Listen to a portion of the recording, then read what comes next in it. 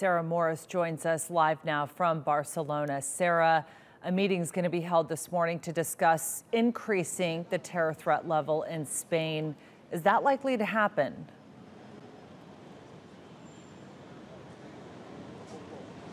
Well, usually countries who suffer a terror attack do tend to have these emergency meetings, and this is Spain's one. It's happening with members from the police, security experts, terror experts, and of course also the government. And they're discussing whether or not they need to lift the terror alert level here in this country. It currently sits at level 4. That's the second highest level. It was brought to that level in 2015 after the Paris attacks and the attack in Tunisia as well.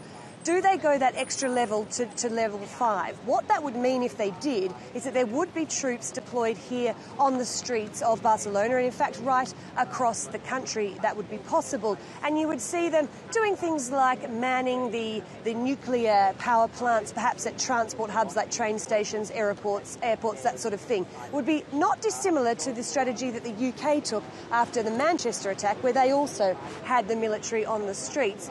The big question is, though, will the government actually do it? We've spoken to one of the top terror experts and security experts here in Spain, and she tells us that she thinks it is unlikely, or that they certainly will be hesitant to do it, because deploying the army to the streets is quite an abruptive, I guess, move. When you consider the political climate here in Barcelona, particularly at the moment, the army is seen as part of the government, a national organisation. Of course, here at this part of the country, we have the Catalonians who are trying to break away for independence. So deploying the army to the street would be quite a provocative move, and she doesn't believe that it's something the government will want to do in this current political climate.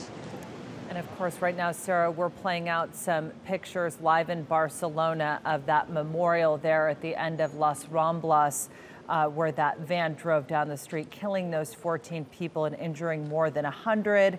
Where are we at right now with police? Are they any closer to finding out exactly who the driver of the van was? Because there seems to have been some confusion earlier that it may have been one of the suspects that was killed in the car 120 kilometers south in Cambrils. Where are we at right now with that?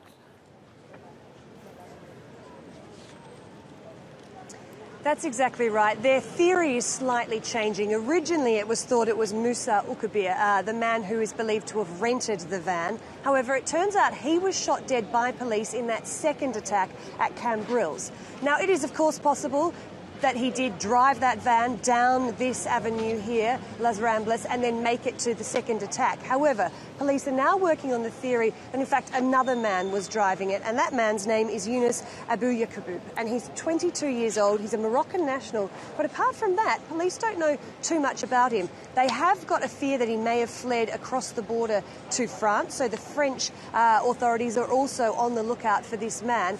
What police are trying to work out is just how big this terror cell was that was operating here in Spain. Of course, we know they named 8 people, they arrested 4. They've since found that 3 more were killed in the shootout in Cambrils there. We've got the one on the run. So they are closing the net in on this possible terror cell, but they don't at this stage know how extensive it is, if there are any more than just that one man who is still on the run. So that's the concern for them. The only relief really for police is that it appears that this attack was far smaller than the terrorists had been hoping. It looks like they were building bombs in the house that did blow up in that explosion on Wednesday evening, and that explosion perhaps stopped them using the bombs to create more havoc around Spain as they had been planning. In the end, they had to revert to a far more rudimentary method, which was the vans.